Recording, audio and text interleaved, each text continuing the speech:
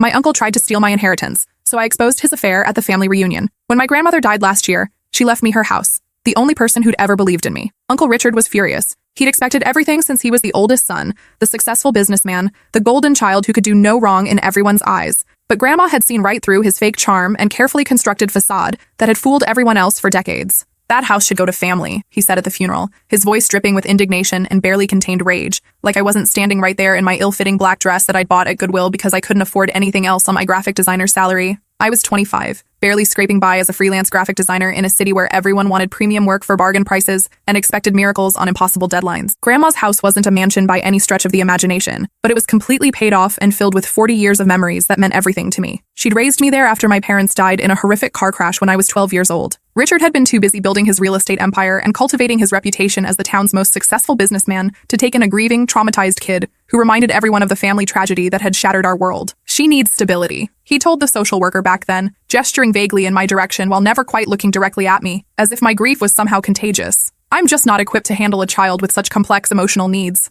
My business requires constant attention, and frankly, I don't have the time or resources to provide the kind of specialized care she's going to need. What he'd really meant was that a grieving orphan didn't fit his perfect family image. Richard had spent his entire adult life crafting an image of success and respectability, and a traumatized 12-year-old would have complicated that narrative. So Grandma, despite being 73 years old and dealing with her own overwhelming grief over losing her eldest son, had stepped up without a moment's hesitation. That girl belongs with family who actually loves her, she'd said firmly, her voice brooking no argument. And that was the end of the discussion as far as she was concerned. For 13 years, she'd been my anchor, my champion, my safe harbor in a world that felt unpredictable and dangerous. She'd attended every school play, even the terrible ones where I forgot my lines. She'd helped with homework until midnight when I was struggling with advanced algebra. She'd taught me how to drive in her ancient Buick, patiently enduring my jerky stops and missed turns. She'd listened to my teenage problems with infinite patience, offering wisdom wrapped in warm cookies and unconditional love. When I'd struggled to find my place in the world after high school, feeling lost and directionless while my classmates seemed to have their lives figured out, she'd been the one to suggest graphic design. She'd recognized my artistic talents when everyone else saw only my struggles with traditional academics, and she'd even helped pay for my portfolio development when I couldn't afford the software and equipment I needed. You see the world differently, she'd told me while we sat in her kitchen, looking through my sketches. That's not a weakness, sweetheart. That's your superpower. Now she was gone, and Richard saw an opportunity to finally get what he'd always believed he deserved. For months after the funeral, he tried everything in his considerable arsenal to steal my inheritance. First came the concerned family member act, complete with furrowed brows and carefully modulated voice tones designed to convey reluctant worry. Property ownership is incredibly complex, he'd explained to anyone who'd listen, his tone patronizing and false, like he was discussing a child's inability to handle advanced mathematics. She's young, inexperienced, emotionally fragile from her recent loss. She doesn't understand the financial implications or the legal responsibilities that come with real estate ownership. When that approach didn't gain the traction he'd hoped for, he escalated to more serious accusations. He began claiming that Grandma wasn't mentally competent when she wrote her final will, suggesting that age-related cognitive decline had impaired her judgment and made her vulnerable to manipulation. My client believes his mother was suffering from early-stage dementia during the period when this will was executed, Richard's lawyer had argued during one particularly brutal legal session. The defendant took calculated advantage of this diminished mental capacity to unduly influence her testamentary decisions,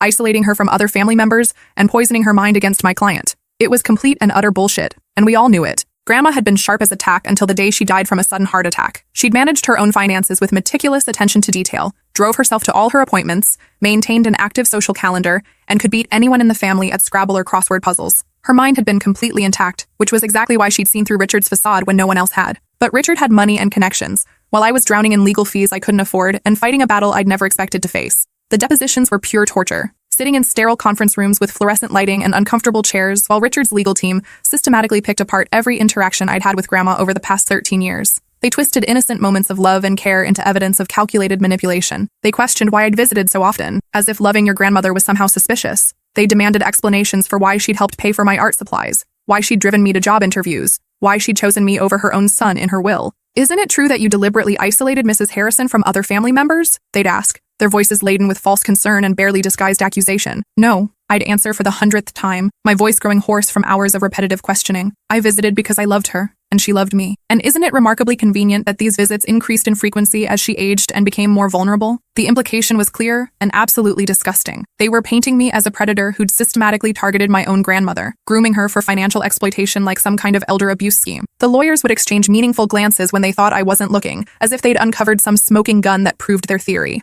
Richard sat across from me during these sessions, his face a carefully constructed mask of fake concern and righteous indignation. He'd perfected the role of the grieving son, fighting valiantly to protect his mother's legacy from a manipulative granddaughter who'd taken advantage of her generosity. To anyone who didn't know the real Richard, he looked like the victim in this situation, a successful businessman reluctantly forced to take legal action against a family member he'd rather protect. But I knew better. I remembered how he'd actually treated Grandma when he thought no one was watching or paying attention, the impatient sighs when she told stories he'd heard before, stories that were precious to her but boring to him. The way he'd check his phone constantly during family dinners, scrolling through emails and text messages while she tried to engage him in conversation, how he'd only visit when he needed something, money for risky business ventures, her signature on documents he'd never fully explain, or her public endorsement for some community position he was seeking. "Mother, I really need you to sign this," he'd say, sliding papers across her kitchen table without bothering to explain what they were. "It's just a formality, but it would help me out tremendously." Grandma would read every word carefully, asking questions he'd answer with obvious irritation, as if her caution was somehow insulting to his integrity. The breaking point in my relationship with Richard came when I discovered he'd been actively sabotaging my life outside the courtroom. My client load had been mysteriously drying up over the past several months,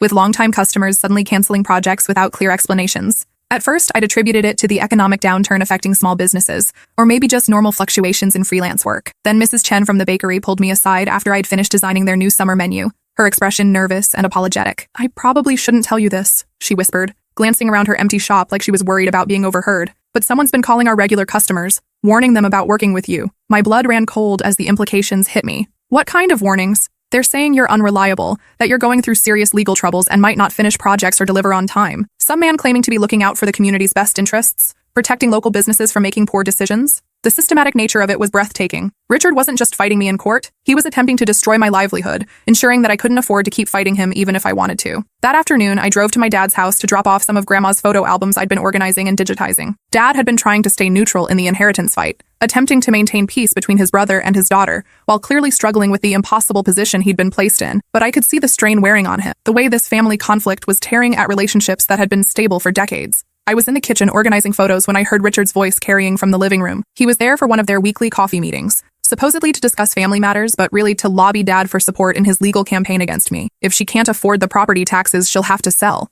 Richard was saying, his voice carrying the unmistakable satisfaction of someone whose carefully orchestrated plan was working exactly as intended. "I've been making some strategic calls around town. Her little design business is struggling more than she's letting on." "Richard, that's enough," Dad said, his voice tired but still firm. "Mom left her the house for a reason. She knew what she was doing. Mom was manipulated by a master manipulator." Richard shot back, his mask of reasonableness slipping slightly. "That girl has been playing the poor orphan card for years, making Mom feel guilty about the accident, about not being able to save her son. She isolated Mom from the rest of us, then swooped in like a vulture when Mom was at her most vulnerable." I pressed myself against the kitchen wall, my hands shaking with rage as I listened to him systematically destroy my character and rewrite the history of my relationship with the woman who'd saved my life. "She's 25 years old and barely functional," he continued, his voice taking on the cruel edge I remembered from childhood, when he'd make cutting remarks about my academic struggles or social awkwardness. "She can't handle property ownership or the responsibilities that come with it. She'll run it into the ground, and then what? Mom's legacy becomes some rundown rental property because we let sentiment cloud our judgment about what's best for the family. She's family too," Dad said quietly, but I could hear the uncertainty creeping into his voice. "She's a burden," Richard snapped,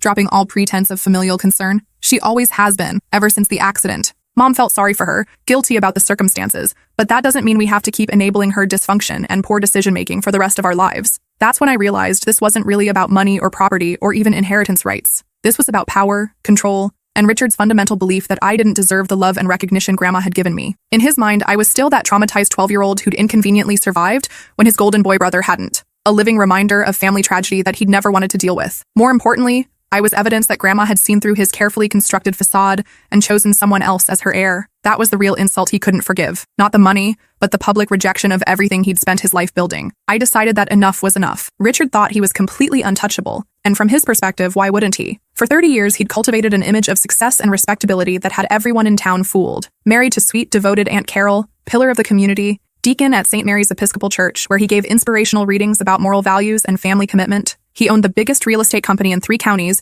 and had his professionally photographed face on half the bus stop benches in town with the slogan, "Harrison Properties, building dreams, building community." Everyone respected him, trusted him implicitly, believed his version of events without question. When he said I was an unstable young woman trying to steal from my own family, people nodded sympathetically and offered their support for his difficult but necessary legal battle. But I'd been watching Richard my entire life, and I'd noticed things that others missed or chose to ignore. The way he'd disappear during family gatherings, claiming urgent phone calls that couldn't wait, but somehow always lasted exactly long enough for him to miss cleanup duties. How he always volunteered to run errands alone, picking up groceries, getting gas, stopping by the office to check on something, and would invariably take twice as long as the task actually required. The subtle way he'd change cologne before family events, as if covering scents that shouldn't be there. The perfume smell that definitely wasn't Carol's expensive floral fragrance when he'd give goodbye hugs. Most telling were his phone habits. Richard was constantly on his phone during family gatherings, but there was a distinct difference between his business calls and his other conversations. During business calls, he was loud and confident, wanting everyone to hear how important and successful he was, how many deals he was closing, how much money he was making. But there were other calls where he'd step outside or lower his voice, speaking in intimate tones that made my skin crawl when I thought about Carol sitting inside, probably assuming he was handling some urgent business matter. So I started following him, initially just out of curiosity and maybe hoping to catch him in some minor hypocrisy I could use as leverage in our inheritance battle.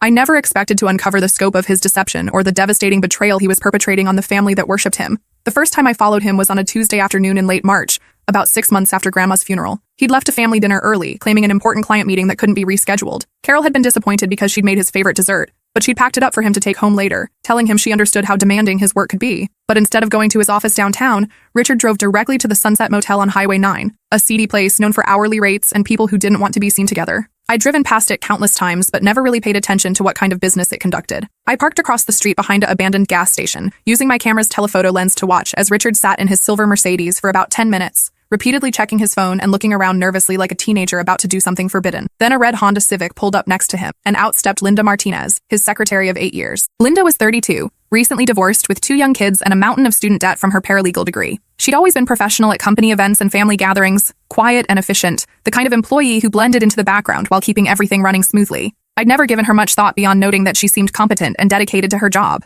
But watching her embrace my uncle in that motel parking lot, I saw her completely differently. They kissed with the desperate passion of people who'd been waiting all day for this moment, their bodies pressed together like they were trying to merge into one person. Richard's hands were all over her, groping and pawing with an urgency that was both pathetic and disgusting to witness. It wasn't the gentle affection of a long-married couple, or even the playful flirtation of new lovers. It was raw, desperate lust combined with the thrill of forbidden behavior. I took photos with my camera's telephoto lens, my stomach churning as I documented their betrayal frame by frame. The images were crystal clear, leaving no room for doubt or alternative interpretation. Richard Harrison, pillar of the community and devoted husband, passionately kissing his secretary in a motel parking lot, while his wife was probably at home preparing his dinner. They disappeared into room 237 and didn't emerge for 3 hours and 27 minutes. I timed it. Over the following weeks, I established their pattern with the methodical precision of a detective building a case. Every Tuesday and Thursday, same time, same motel. Richard would tell Carol he had client meetings or property inspections that would keep him busy all afternoon. Linda would take extended lunch breaks, claiming personal errands or doctor's appointments.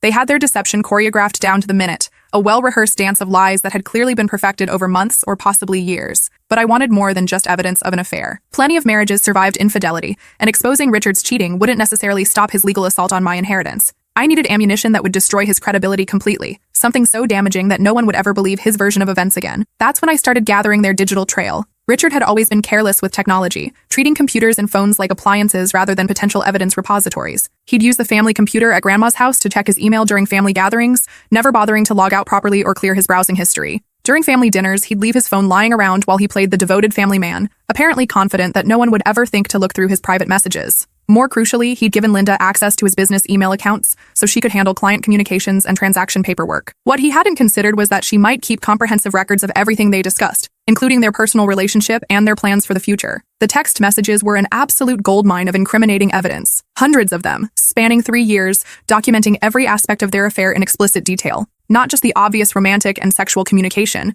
but intimate details about their relationship, their feelings about their respective spouses, and their elaborate plans for the future they were secretly building together. Richard had been living a complete double life with the skill of a professional con artist, compartmentalizing his existence so thoroughly that even people who knew him well had no idea what he was really like when he thought no one was watching. "Can't wait to get away from this suffocating prison," he'd written to Linda one evening while sitting at Carol's dinner table, probably while she was describing her day or asking about his work. 2 more hours of pretending to care about her sister's latest divorce drama, then I can focus on what actually matters. "Poor baby," Linda had responded. "Tomorrow we can forget all about her and just be ourselves." The messages revealed the depth of his deception and his utter contempt for the woman who'd devoted 30 years of her life to supporting his career and building his reputation in the community. He called Carol boring, frigid, clingy, and pathetic. He complained about having to have sex with her to maintain appearances, describing their intimate moments in terms so crude and dismissive that I felt physically sick reading them. He mocked her weight gain after menopause, her interests in gardening and book clubs, her close relationships with her sisters, sharing private details about their marriage that should never have been discussed with anyone, let alone his mistress. She actually thinks I care about her stupid flower beds, he'd written. Spent 20 minutes today listening to her babble about soil pH while I planned what I want to do to you tomorrow afternoon. Does she suspect anything? Linda had asked. Carol?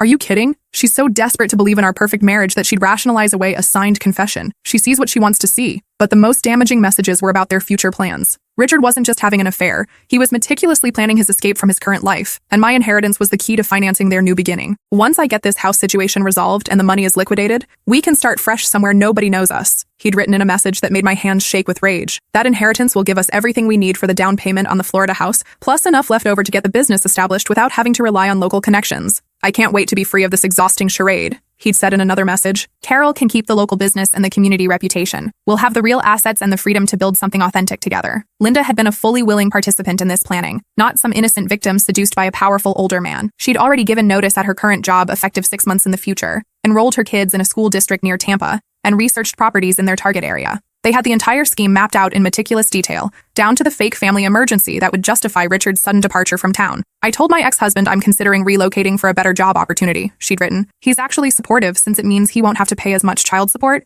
if the kids are in a cheaper area. Reading those messages, I realized that Richard wasn't just trying to steal my inheritance out of greed, spite, or even a sense of entitlement. He was systematically dismantling my legal claim to fund a completely new life with his mistress, using my grandmother's house as the foundation for their future together. Every legal maneuver, every character assassination, every attempt to discredit me and isolate me from family support. It was all in service of financing his affair and his escape from the responsibilities he'd accumulated over 30 years of marriage. The betrayal was breathtaking in its scope and calculation. I printed everything methodically, creating multiple copies and organizing them chronologically to tell the complete story of their relationship. Screenshots of the most damaging text conversations, bank records showing the motel charges and expensive gifts, receipts for weekend trips to luxury resorts that Richard had funded while claiming to be at business conferences. I even found evidence that he'd been skimming money from his business accounts to pay for their relationship, using client deposits and company funds to buy Linda jewelry, pay for romantic getaways, and cover the costs of their elaborate deception. But I needed the perfect moment to reveal it all. Random exposure wouldn't have the same devastating impact as a strategic reveal that would maximize the damage to Richard's reputation, while ensuring that everyone saw his true character simultaneously, in a context where he couldn't control the narrative or spin the story in his favor. The annual family reunion was absolutely perfect for this purpose. Our family took reunions seriously, treating them as sacred annual gatherings that strengthened bonds and maintained connections across 3 generations.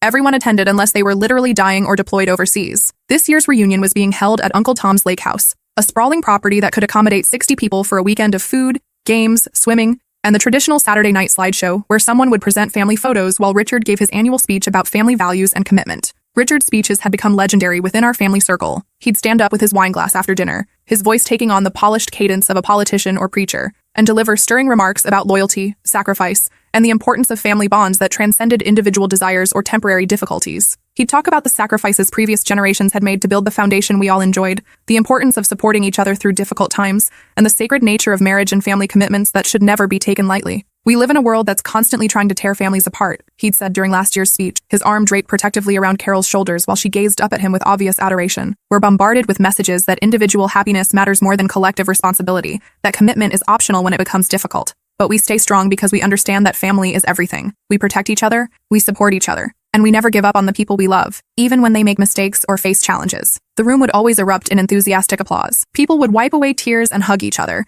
inspired by Richard's words and his example of family leadership. Several younger cousins had asked him to officiate their weddings because he was seen as the moral center of our extended family, the person who best embodied the values they wanted to celebrate. This year I was going to give them a very different kind of inspiration. I spent weeks preparing a slideshow titled Family Memories Through the Years, and volunteered to handle all the technical setup, offering to bring my professional equipment and ensure everything ran smoothly. Everyone thought it was incredibly sweet that I wanted to honor Grandma's memory with a digital tribute, especially given how devastated I'd been by her death and how difficult the inheritance battle had been for everyone involved. "That's so thoughtful of you, sweetheart," Aunt Carol said when I called to offer my services, her voice warm with genuine affection. "Richard always says you're such a creative, caring girl despite everything you've been through. I know your grandmother would be so proud to see you channeling your grief into something positive for the family." I bet he did say exactly that, probably right before he texted Linda about what a pathetic burden I was. I loaded the presentation with genuine family photos from the past year, vacation pictures, birthday parties, holiday celebrations, graduations, and other milestone moments. Normal, heartwarming family memories that would put everyone in a sentimental, trusting mood, lowering their defenses and making them receptive to the emotional manipulation I was about to deploy. But I also embedded some very special slides toward the end, professional quality images I'd taken during my months of surveillance,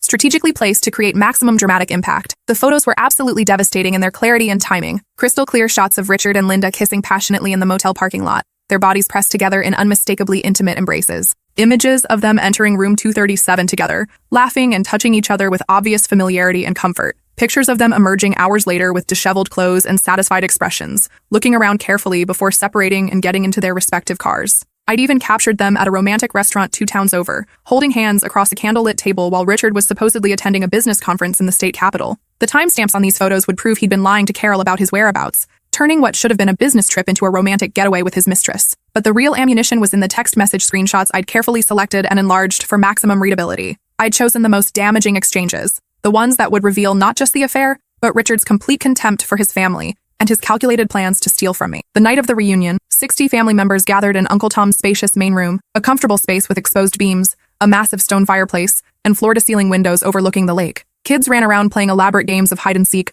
while adults caught up over wine and Carol's famous appetizers. The atmosphere was warm and celebratory, everyone relaxed and happy to be together after a year of busy schedules and scattered lives. Richard held court near the stone fireplace, regaling a captive audience with stories about his latest real estate deals, and accepting congratulations for his difficult but necessary legal fight over Grandma's will. Several family members had openly expressed their support for his position, genuinely believing his narrative about protecting family assets from a young woman who couldn't handle such significant responsibility. "It's not personal, honey," Aunt Susan had told me earlier while we were setting up the buffet table. "Richard just wants what's best for everyone in the long run. Sometimes love means making hard decisions." "Exactly," my cousin Dave had added, reaching for another beer. "Sometimes you have to protect family from making mistakes they'll regret later. Richard's just looking out for your best interests, even though it's painful for him." They actually thought he was being noble and self-sacrificing, putting the family's welfare above his personal relationship with me. It would have been laughable if it wasn't so infuriating to watch them buy into his carefully constructed victim narrative. Carol spent the entire evening floating between the kitchen and the living room, making sure everyone had enough food and drink, checking on the kids, and ensuring that every detail was perfect.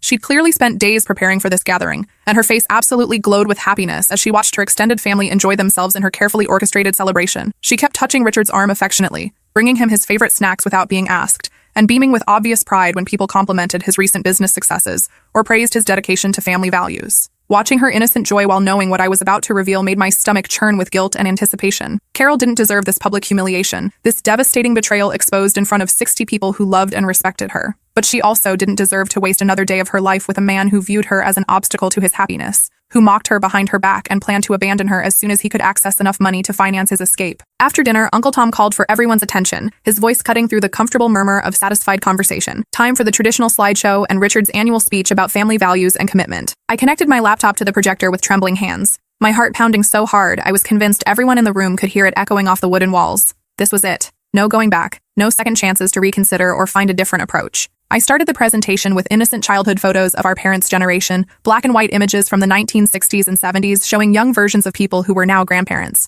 People smiled and pointed, sharing memories and laughing at old hairstyles, outdated fashion choices, and the awkward poses that characterized family photography from earlier decades. "Look at your dad with that ridiculous mustache," someone called out, pointing at a photo of my grandfather looking impossibly young in his military uniform. "He thought he was Tom Selleck." "Mom's perm was bigger than her entire head," another voice added, followed by gentle laughter and affectionate teasing. The photos progressed chronologically through the decades, showing high school graduations, college degrees, early marriages, the arrival of babies who were now adults with children of their own. Richard appeared frequently in the older photos, usually looking serious and important even as a teenager, the kind of person who was voted most likely to succeed, and actually lived up to the prediction. People commented on how he'd always been mature for his age, a natural leader who other kids looked up to for guidance and direction. The narrative being constructed through these images was exactly what Richard had cultivated his entire life: the responsible older brother, the successful businessman, the family patriarch who could be trusted with important decisions. The atmosphere in the room was relaxed and nostalgic, everyone wine-buzzed and sentimental, sharing stories and reconnecting with relatives they only saw once a year, perfect conditions for maximum emotional impact.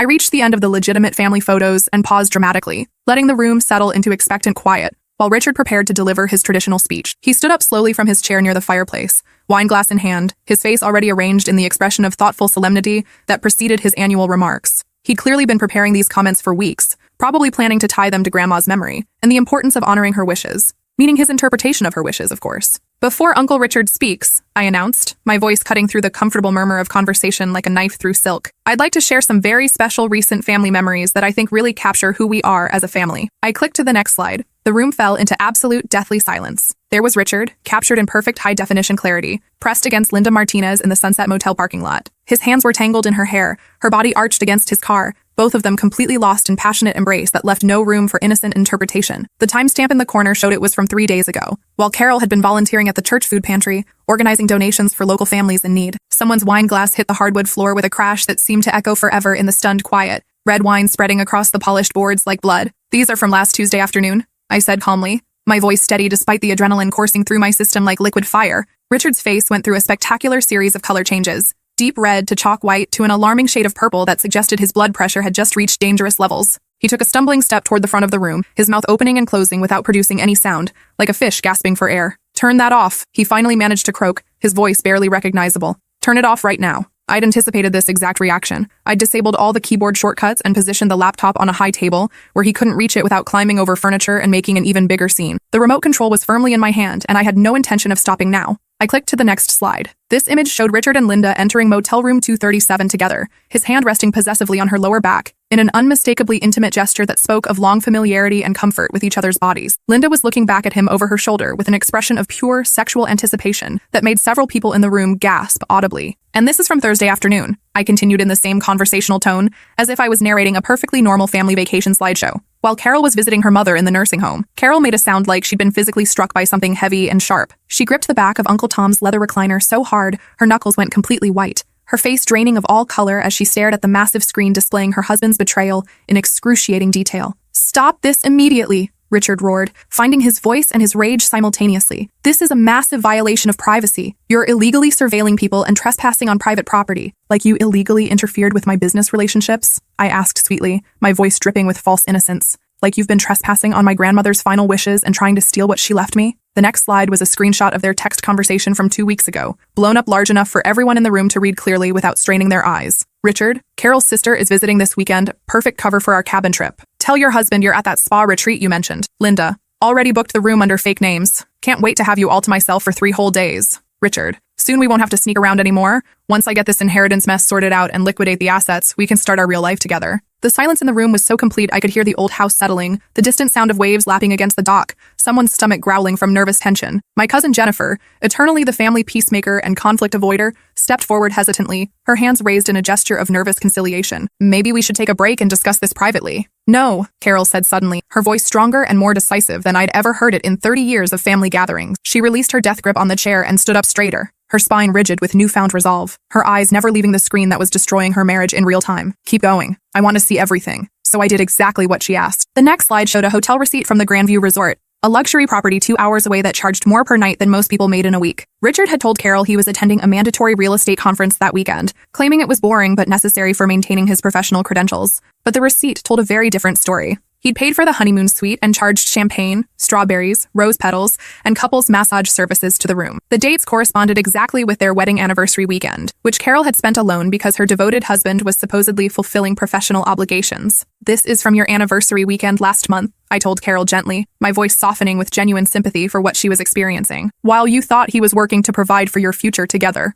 Angry murmurs started around the room as people began to find their voices again, the initial shock wearing off and being replaced by outrage on Carol's behalf. Shocked whispers, furious mutters, the sound of someone crying, probably one of Carol's sisters who was beginning to understand the scope of the deception. But I wasn't finished, not even close. The next slide was another text conversation, this one even more personally devastating than the previous ones. "Richard, can't believe I have to sit through another endless family dinner pretending to care about Carol's incredibly boring stories. The woman hasn't had an interesting thought in 20 years. Linda, poor baby. At least you know it's temporary now. Once we get to Florida, you'll never have to pretend to be interested in her pathetic little life again. Richard, God, I can't wait. I'm so tired of this whole exhausting charade. The fake smiles, the fake interest in her day, the fake enthusiasm for her hobbies, the fake orgasms when I have to sleep with her." I stopped reading there, but the damage was already catastrophic. Carol's sister Susan had moved to her side, wrapping protective arms around her while tears began to flow freely down Carol's cheeks, her entire world crumbling in front of 60 people who'd believed in the fairy tale of her perfect marriage. The room erupted into chaos. "You absolute bastard!" Uncle Tom shouted, stepping toward Richard with his fists clenched and his face flushed with rage. "How could you do this to her? How could you betray someone who's devoted her entire life to supporting you? Get him out of here before I do something I'll regret."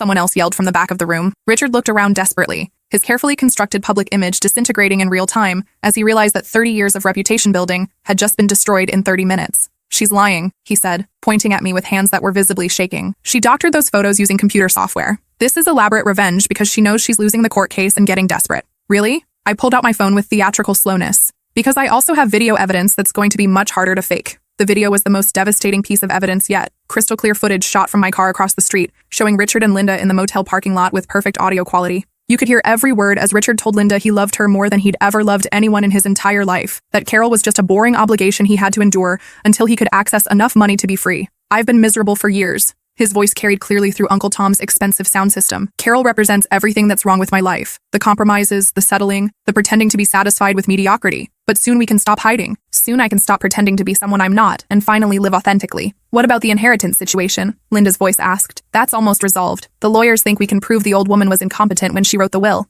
Once we get that money liquidated, we'll have everything we need for the Florida house and the new business. Carol can keep the local reputation and the community standing. We'll have the real assets and the freedom to build something genuine together." That's when Richard completely and utterly lost control of himself. His carefully maintained facade of respectability and moral authority shattered completely, replaced by the ugly, narcissistic rage I'd always suspected lurked beneath his polished exterior but had never seen fully unleashed. He lunged toward me like a wild animal, screaming about invasion of privacy and illegal surveillance, his face twisted with fury and humiliation. "You pathetic, vindictive little bitch," he snarled, spittle flying from his mouth. "You think you've won something here? I'll destroy you in court. I'll take everything from you and leave you with nothing." My cousin Mark, 6'4" and built like the linebacker he'd been in college, tackled Richard before he could reach me. They went down hard on Uncle Tom's expensive Persian rug, Mark pinning Richard to the floor while he thrashed and screamed threats like a demented person. "Get him out of here immediately," Uncle Tom commanded, his voice shaking with a rage I'd never heard from him before. "I don't want him on my property for another second." As Mark and two other cousins dragged Richard toward the door, he turned back to scream at me one final time, his face purple with rage and humiliation. "You think this changes anything about who you really are? You're still nothing. You'll always be nothing. A broken little girl who never got over her parents' death and has spent her entire life making everyone else pay for her trauma." "Actually," I said calmly, pulling out the manila folder I'd been saving for this exact moment, "there's one more thing everyone should know about Richard's character and business practices." I'd saved the absolute best for last. The folder contained comprehensive copies of Richard's business financial records that Linda had accidentally forwarded to my email address 8 months ago. She'd been trying to send quarterly reports to his personal account, but had mixed up our email addresses in her contacts, an honest mistake that revealed Richard's dishonest business practices in devastating detail. "Turns out Richard's been stealing from more than just family," I announced, spreading bank statements, property documents, and client contracts across Uncle Tom's coffee table like playing cards. "He's been running an elaborate real estate Ponzi scheme for the past 4 years. The room, which had been buzzing with anger and shock, fell silent again as people processed this new bombshell that somehow managed to be even worse than the affair. Uncle Tom, a retired accountant who'd helped several family members with their finances over the years, picked up the documents with hands that were visibly shaking. His professional background meant he knew exactly what he was looking at, and his face went pale as he scanned the numbers. "Client deposits," he said quietly, his voice heavy with disbelief. "Money that should be in protected escrow accounts. Jesus Christ, Richard. You've been stealing millions of dollars from families trying to buy homes." The documents told a devastating story of systematic fraud spanning years. Richard had been using new client deposits to pay off previous obligations. Classic Ponzi scheme behavior that inevitably collapsed when new money stopped coming in. When buyers put down earnest money for properties, instead of holding those funds in trust as required by law, he'd been diverting them to cover his business expenses, his affair, and his increasingly lavish lifestyle. "He's been taking life savings from young families buying their first homes," I explained to the horrified room, "using their children's college funds to pay for motel rooms and jewelry for his mistress." Carol was sobbing now, her entire world imploding in front of 60 people who'd believed in the fairy tale of her perfect marriage and her husband's impeccable character. Not only had Richard been cheating on her for years, but he'd been financing that betrayal with money stolen from innocent families. "How many people in this room gave him money to invest?" I asked quietly. 6 hands went up slowly, reluctantly. 6 families who'd trusted Richard with their life savings, their retirement funds, their children's college money, their dreams of financial security. "Oh my God," Aunt Susan whispered, her face going white. "Our entire down payment for the retirement condo in Arizona. The money for Jenny's wedding next spring," my cousin Mike said, his voice hollow with realization. $40,000. "Mom's nursing home fund," someone else added. "Everything we saved to make sure she gets good care." Uncle Tom was still examining the documents, his accounting background helping him understand the full scope of Richard's crimes. "This goes back at least 4 years, he said, his voice getting stronger with anger. "He's stolen from dozens of families, maybe hundreds. This is organized, systematic fraud on a massive scale." The evidence showed that Richard had been stealing an average of $200,000 per month for years, using increasingly sophisticated methods to hide the money trail and delay discovery. He'd created fake escrow accounts, forged bank statements, and even bribed a bank employee to help him cover his tracks. That's when Richard, still being restrained by my cousins, tried to make a run for it. He suddenly broke free from Mark's grip and bolted toward the back door. apparently planning to escape through the woods behind Uncle Tom's property. But the lake house was isolated, surrounded by dense forest with no roads for miles, and there was literally nowhere to go. The cousins tackled him again in the driveway, this time making absolutely sure he stayed down while Uncle Tom called the police and the FBI. "You don't understand," Richard kept saying as they held him face down on the gravel, his voice muffled and desperate. "I was going to pay it back. The business was just going through a temporary rough patch. I never meant for anyone to get hurt. Everything would have been fine if she hadn't interfered." But the evidence told a completely different story. This wasn't a desperate businessman making one bad decision during a financial crisis. This was systematic, premeditated theft spanning years, carefully planned and deliberately concealed. The police arrived 45 minutes later, followed closely by 2 FBI agents who'd apparently been investigating suspicious real estate transactions in our county for over a year. Richard had been on their radar for months, but they hadn't been able to gather enough evidence to build a solid case. I handed over everything: the photos documenting the affair, the text messages proving their plans to use my inheritance money, the financial documents showing years of systematic fraud, the video evidence of their relationship. The agents spent 2 hours interviewing family members who'd invested with Richard, documenting the scope of his crimes and the number of victims involved. Richard was arrested on multiple federal charges including wire fraud, money laundering, and running a Ponzi scheme. As they led him away in handcuffs, he looked back at our assembled family one final time. The expression on his face wasn't remorse, shame, or regret. It was pure, undiluted hatred, directed entirely at me. "This is all her fault," he told the officers, his voice filled with venom. "She's been planning this for months, maybe years. She's obsessed with destroying me because she's jealous of my success." The FBI agent looked at me with something approaching professional respect. "Ma'am, you've helped us crack a case we've been working on for over 18 months. Mr. Harrison has been extremely careful about covering his tracks and hiding his activities." Linda was picked up at her apartment 3 hours later. She tried to claim complete ignorance about the business fraud, insisting she'd only been Richard's secretary and had no knowledge of his financial crimes. But the text messages proved she'd been actively helping him move money, hide assets, and deceive clients about the status of their investments. The aftermath was swift, brutal, but ultimately satisfying in ways I hadn't anticipated. Richard's real estate license was permanently revoked within a week. His company went bankrupt immediately, unable to pay back the millions he'd stolen or cover basic operating expenses.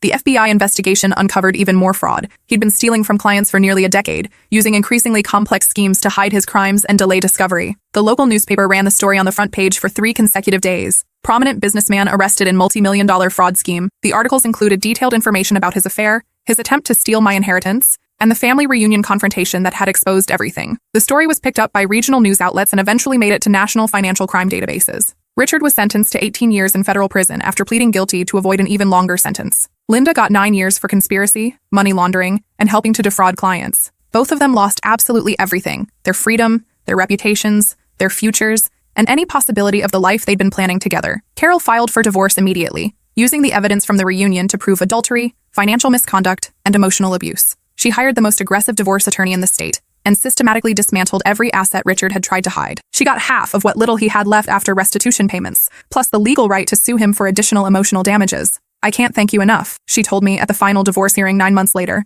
"I know you didn't do this for me specifically, but you saved my life. I could have wasted another 20 years with that monster, never knowing who he really was." She was absolutely right. I hadn't done it for her, though I was genuinely happy she'd been freed from such a toxic relationship. I'd done it for myself, for my grandmother's memory, and for every person Richard had hurt or planned to hurt with his selfishness and greed. The inheritance case was dropped immediately and permanently. Richard's lawyer withdrew when his client could no longer pay legal fees, and the judge dismissed all claims against my grandmother's will. I moved into Grandma's house 3 months later, finally able to afford the property taxes and maintenance costs, with money I'd earned from licensing my story to a documentary filmmaker and a true crime podcast. But the best part of this entire experience? I kept one photograph from that night at the lake house. It's a picture I took right after the final video finished playing. Richard's face in the moment he realized his carefully constructed life was crumbling around him in real time. The expression of a man who'd built his entire identity on lies and manipulation, watching 30 years of deception collapse in 30 minutes. That photo is framed on my desk now, right next to my favorite picture of Grandma working in her garden. Every time I look at it, I remember that sometimes the truth is the most powerful weapon you can wield, and that justice, while sometimes delayed, can be absolutely devastating when it finally arrives. Carol started completely over at 59 years old. She moved to Sedona, Arizona, opened a pottery studio specializing in therapeutic art, and sends me Christmas cards with pictures of her beautiful, peaceful artwork. In every photo she includes, she looks genuinely happy for the first time in decades. "I never knew I could feel this free," she wrote in her most recent letter. "I forgot what it was like to wake up without fear, to speak without walking on eggshells, to simply exist without constantly worrying about someone else's mood or approval." Richard sent me exactly 1 letter from federal prison, a pathetic, rambling attempt at self-justification and emotional manipulation that arrived about 6 months into his sentence. He tried to paint himself as the real victim, claiming I destroyed his life out of jealousy, spite, and an unhealthy obsession with revenge. He insisted he genuinely loved both Carol and Linda, that he'd been planning to end the affair and recommit to his marriage before I ruined everything with my vindictive interference. The letter was 12 pages of handwritten nonsense, full of misspellings and circular logic that revealed just how delusional he'd become in prison. He actually seemed to believe his own lies about being a misunderstood victim rather than a predatory criminal who'd hurt countless people. I burned that letter without reading past the second page. Some people don't deserve forgiveness, second chances, or even basic acknowledgement of their existence. Richard was definitely one of them. The families he'd stolen from eventually recovered most of their money through federal insurance programs and asset recovery efforts, though it took years of legal battles and bureaucratic procedures. Several of them sent me thank you cards and small gifts, expressing gratitude for exposing Richard's crimes before he could steal even more. "You saved our entire retirement," Uncle Dave wrote. "If you hadn't caught him when you did, we would have lost everything we'd worked 40 years to build. Our daughter can still go to college because of what you did," another victim wrote. "We'll never be able to thank you enough." Last month, I received an official letter from the FBI agent who'd handled Richard's case. He was writing to inform me that my evidence had helped them identify a pattern of real estate fraud in 6 other states, leading to a massive federal investigation that resulted in dozens of additional arrests and the recovery of over $50 million in stolen assets. "Your courage in exposing the truth has protected countless families from financial devastation," the agent wrote. "You should be extremely proud of what you accomplished, not just for yourself but for the entire community." I am proud, though not for the reasons people might expect. I'm not proud because I destroyed Richard's life, or because I got revenge on someone who'd wronged me. I'm proud because I found the strength to stand up for myself and other people, because I refused to be intimidated into silence, and because I helped protect innocent families from a predator who would have continued stealing from them indefinitely. Today, I'm successfully working as a freelance graphic designer from Grandma's house, building the business Richard tried so hard to destroy. My client list is longer than it's ever been, partly because people admire what I did, and partly because the publicity from the case brought me more attention and opportunities than I'd ever imagined possible. I've completely renovated Grandma's kitchen exactly the way she always wanted, with granite countertops, modern appliances, and a large center island where we used to sit and talk about my future while she helped me with homework or listen to my teenage problems. Every time I cook in that beautiful space, I think about the night at the lake house and how one carefully planned presentation changed the trajectory of so many lives. I never once regretted exposing Richard's affair and his crimes. The only thing I regret is not doing it sooner, not trusting my instincts about his character, and not protecting other people from him earlier in the process. Grandma would have been incredibly proud of what I accomplished. She always told me I was stronger than I realized, braver than I believed, and more capable than anyone gave me credit for. She was right about everything as usual. Justice, it turns out, really is the sweetest revenge of all.